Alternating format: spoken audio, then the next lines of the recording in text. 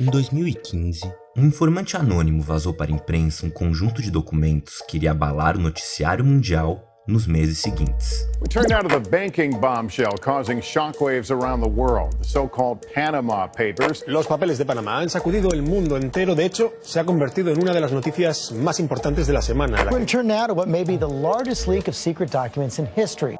O Panama Papers expôs informações secretas de mais de 200 mil empresas e citava o nome de dezenas de políticos, chefes de Estado, celebridades e multimilionários que fugiam dos impostos de seus países, alocando seu dinheiro em paraísos fiscais. Essa não foi a primeira vez que um escândalo como esse veio à tona. Em 2014, jornalistas revelaram operações de mais de 300 empresas transnacionais para fugir do pagamento de tributos. E no ano seguinte, uma investigação jornalística feita em 45 países denunciou um gigante esquema de evasão feito com conhecimento do banco HSBC. Esses foram um dos raros momentos em que foi possível dimensionar com precisão a extensão da evasão fiscal no mundo, já que grande parte dos dados que permitem identificar esse tipo de prática são mantidos em sigilo pelas instituições financeiras. Mais do que isso, os documentos evidenciaram um problema global que prejudica a arrecadação e o desenvolvimento econômico dos estados, principalmente nas regiões mais pobres. O problema é que a dificuldade de identificar a rota do dinheiro e a falta de transparência das empresas ainda são grandes impasses para o combate e a fiscalização desse tipo de prática. Então, quais medidas podem ser adotadas para minimizar os impactos da evasão? Como esse tema vem sendo tratado ao redor do mundo? E é possível implementar mudanças para combater de fato os paraísos fiscais?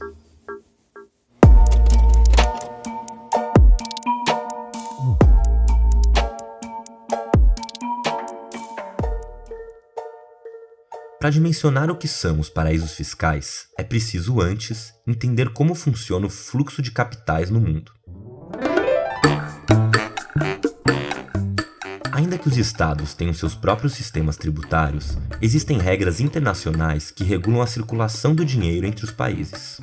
O problema é que as normas atuais foram concebidas há cerca de 100 anos, em mercados muito menos globalizados do que os de hoje em dia. Uma defasagem que acabou gerando lacunas nas regras que regulam o trânsito de capital pelo mundo. Essas brechas na legislação acabaram permitindo que empresas transnacionais e multimilionários usem manobras fiscais, legais ou ilegais, para ocultar ganhos e fugir do pagamento de tributos. E um dos principais mecanismos para isso são os paraísos fiscais.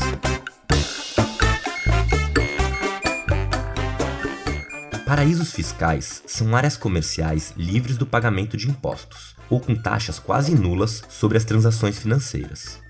Além da falta de tributação, essas jurisdições garantem o sigilo bancário e de identidade dos investidores, o que faz delas um refúgio perfeito para aqueles que querem omitir seus ganhos. Essa característica fez com que países como esses tenham sido associados historicamente ao capital ilícito, onde era possível ocultar o dinheiro de crimes como corrupção e tráfico de drogas. Mas vazamentos como os revelados no Panama Papers deram uma nova dimensão para o problema. Na realidade, a maior parte das movimentações financeiras dos paraísos fiscais são feitas por bilionários e empresas transnacionais para driblar os tributos e aumentar sua riqueza. Um estudo publicado pela Tax Justice Network estimou que em 2010 os estoques aplicados nessas regiões poderiam chegar a 32 trilhões de dólares, cerca de metade do PIB mundial. Na América Latina, por exemplo, a estimativa é de que somente em 2013 o custo da evasão ilícita foi de quase 110 bilhões de dólares, um valor superior à soma de todos os gastos do Brasil com saúde e educação naquele ano. O aumento da percepção de como os ricos fogem dos impostos ampliou o caldo de pressões sociais para a aplicação de medidas mais efetivas de combate à evasão. Como resposta, as principais economias do planeta se viram pressionadas a criar um novo sistema internacional de tributação. The international tax system hasn't been changed since the 1920s and currently has no means of stopping firms shifting profits to low-tax countries. Multinational companies have developed an unprecedented know-how for minimizing their worldwide tax pressure. Nesse contexto, a OCDE e o G20 criaram um programa que ficou conhecido como BEPS, um projeto feito com o intuito de combater a fuga de capitais e retomar a capacidade de arrecadação dos estados. Em linhas gerais, foram criadas medidas que aprimoram aspectos técnicos, administrativos e, sobretudo, aumentam a transparência das empresas na publicação de seus balanços financeiros. Mas ainda que a iniciativa tenha sido bastante celebrada como um primeiro passo em direção ao combate da evasão, as propostas ainda passam longe de resoluções concretas para o problema. Foi a partir dessa observação que um grupo de 15 especialistas se organizou para monitorar o debate sobre a tributação internacional e propor alternativas ao modelo da OCDE. A agremiação ficou conhecida como ICRICT, uma comissão que reúne especialistas como o Nobel de Economia Joseph Stiglitz e o economista francês Thomas Piketty. O grupo sugere, por exemplo, que as normas propostas pelo BEPS deveriam ser concebidas nas Nações Unidas, como forma de democratizar o debate em torno do tema. Isso porque o número restrito de países que elaborou o programa acabou gerando uma subrepresentação dos interesses das nações mais pobres. Por exemplo, um dos avanços mais claros propostos no BEPS é a criação de uma legislação que obriga empresas multinacionais a divulgar seus balanços financeiros país por país. A medida facilitaria a fiscalização de eventuais manobras fiscais praticadas pelas empresas, mas a proposta acabou atenuada por outras duas cláusulas. A primeira estabelece que somente o país de origem da multinacional terá acesso aos relatórios, sem a obrigação de compartilhar a informação com os outros estados. A segunda determina que apenas empresas com lucros anuais superiores a 750 milhões de euros são obrigadas a divulgar esses dados. Na prática, isso limita o poder de fiscalização dos países mais pobres e exclui da lista de obrigações do BEPS cerca de 90% das multinacionais. Em contrapartida, o ICRICT argumenta que um aumento real da transparência deveria ampliar essa obrigação para o resto das empresas e tornar os dados acessíveis para todos os estados, sem limitação. O projeto faz outras propostas, que procuram corrigir distorções nas regras da tributação internacional. Mas a medida que ganhou maior centralidade no programa do ICRICT está na criação de um novo modelo de taxação das multinacionais. Atualmente, diferentes sedes de uma mesma empresa são vistas como entidades independentes entre si. Vamos imaginar que uma transnacional especializada na venda de hambúrgueres tenha negócios em diferentes regiões do mundo.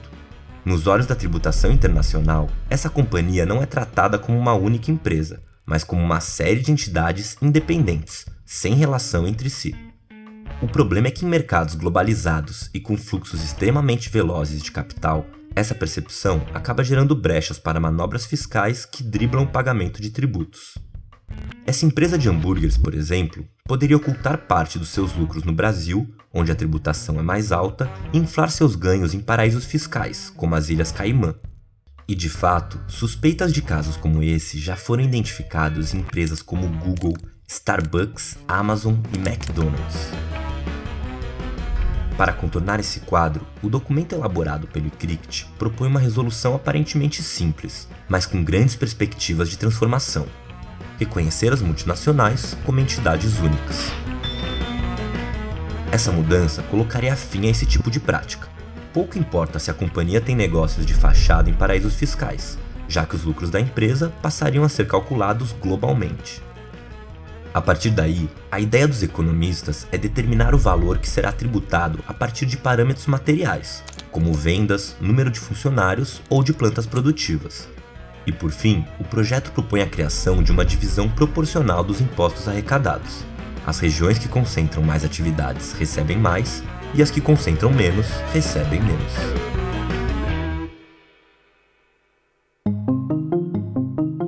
Hoje, de forma inédita em nossa história, cerca de 60 pessoas detêm a mesma quantidade de riqueza que a metade mais pobre do planeta.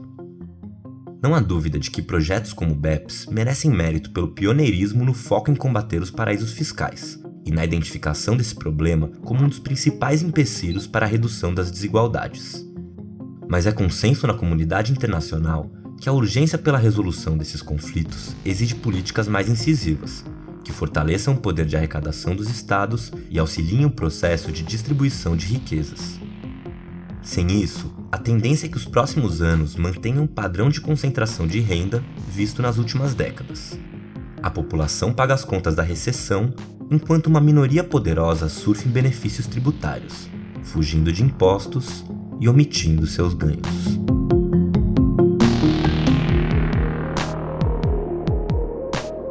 Gostou do vídeo? Ele foi feito numa parceria editorial entre o Le Monde Diplomatique Brasil e a Internacional de Serviços Públicos. Parte dos dados usados na produção foram retirados de uma publicação produzida pela ISP e a Fundação Alemã Friedrich Ebert.